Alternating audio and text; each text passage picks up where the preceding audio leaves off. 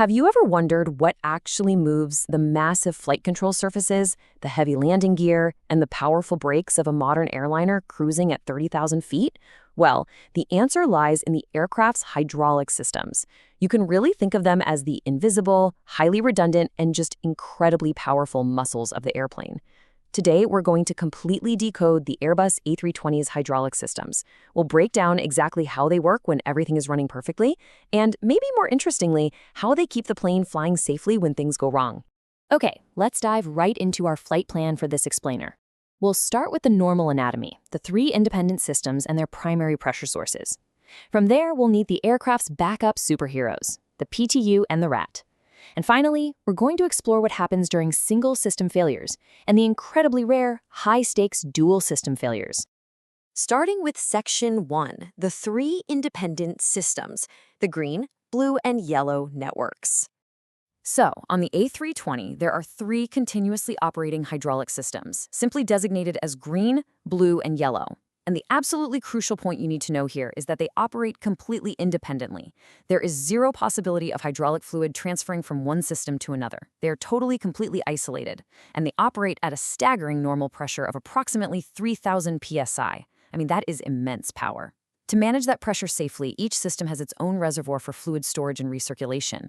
And to prevent something called pump cavitation, which is essentially when a pump sucks in air instead of fluid, these reservoirs are automatically pressurized by high-pressure bleed air from the aircraft's pneumatic system. Normally, that bleed air comes straight from engine 1. Moving to Section 2, primary pressure sources, or how these systems actually generate all that power. Now, what's really interesting is the matrix of redundancy Airbus has built into this machine.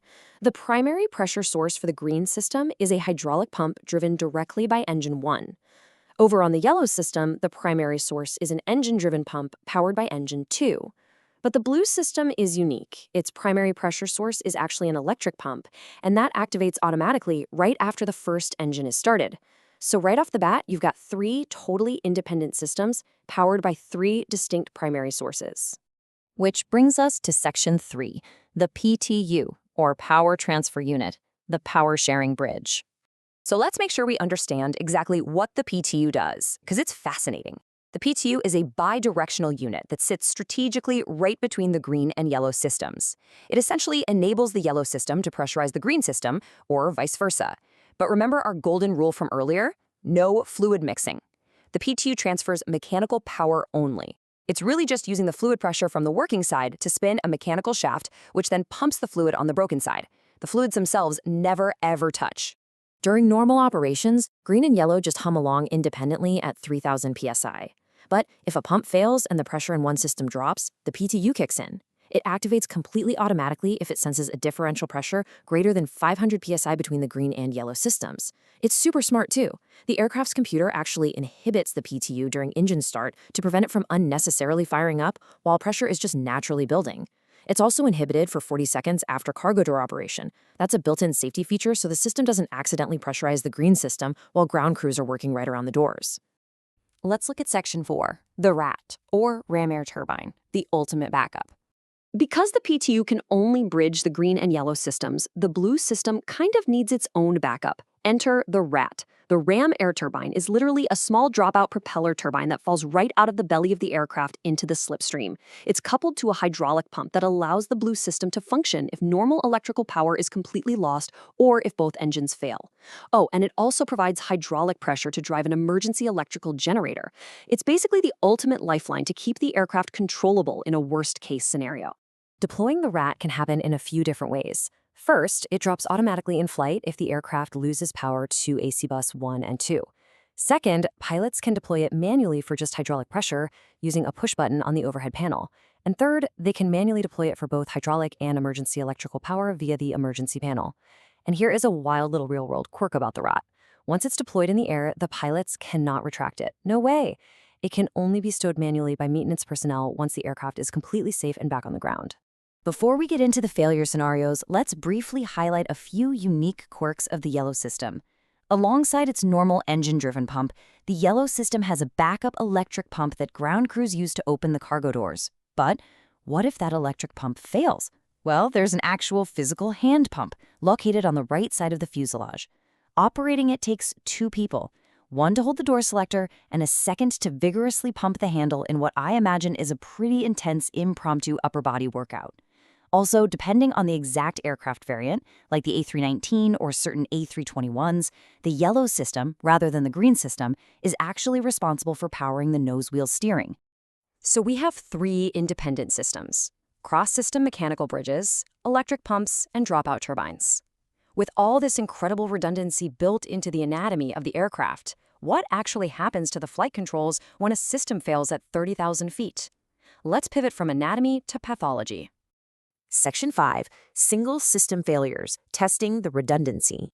Okay, imagine you're in cruise and the blue electric pump suddenly overheats.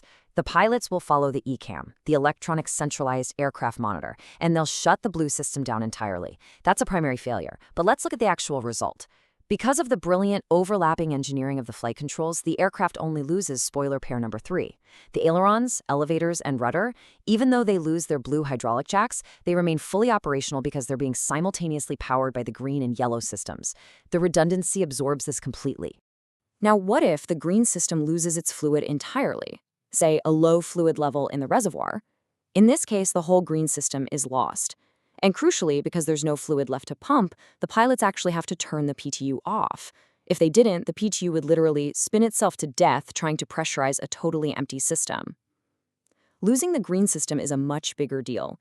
The pilots will lose their auto brakes, the flops and slats will extend at half their normal speed because they're missing half their pushing power, and most notably, the pilots will be forced to use gravity extension to drop the landing gear, letting sheer weight and gravity lock the wheels into place.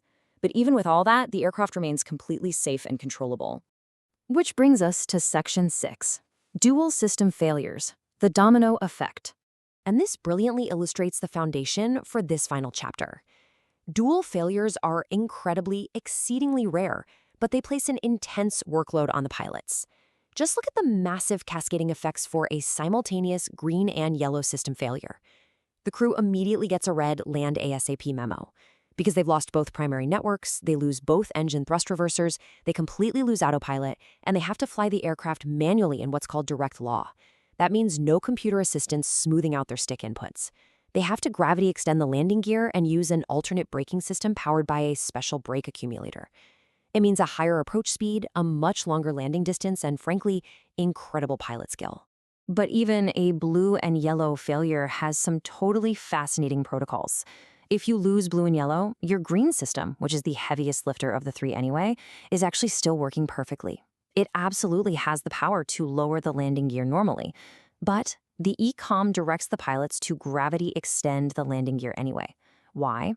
Simply to avoid putting a massive, heavy demand on the singular, final hydraulic lifeline that is keeping the aircraft fully controllable. You just do not want to stress that last working system. It's such a smart design philosophy. So what does this all mean? Well, I want to leave you with this final thought. If three massive, continuously operating, perfectly independent systems, backed up by cross-system mechanical bridges, electric pumps, and a ram air turbine that drops out of the literal belly of the plane, can still be pushed to their absolute limits by a dual failure, what does that reveal about the sheer engineering miracle of keeping a modern airliner safely in the air? Every single time you step onto a plane, there's an invisible, incredibly complex mechanical ballet happening just beneath the cabin floor, designed with layers upon layers upon layers of safety to ensure you get to your destination. Thanks for joining me on this deep dive into the A320's hydraulic systems.